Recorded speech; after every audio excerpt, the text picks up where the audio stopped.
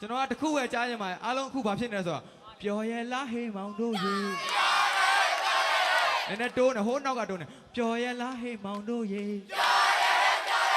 โอเคအဲ့တချင်းကိုကျွန်တော်ဘယ်သူနဲ့မှမတူအောင်နော်လုံးဝအမိုက်စားဇော်ကြီးကသူ့အောင်မလို့ခေါ်ထုတ်လိုက်မယ်ဇော်ကြီးနဲ့သူ့အောင်မနှစ်ပါးသွားကြအောင်အဲ့ခါကိုကျွန်တော်ပြမယ်နော်โอเคဇော်ကြီးနဲ့သူ့အောင်မကိုလောက်အားပေးအနေနဲ့လက်ခုပ်တန်ကြီးကြားချင်ပါတယ်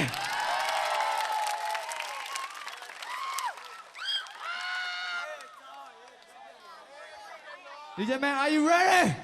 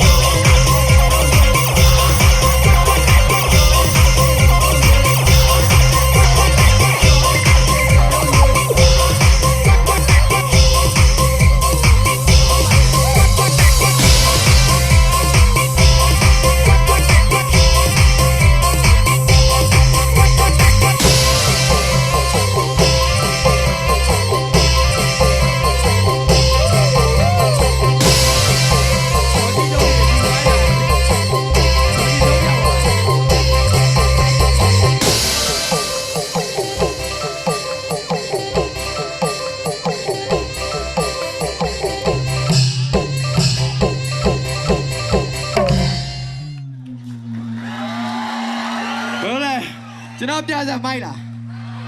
မိုက်တယ်လို့ကျွန်တော်ပေးမိုက်လားဝူး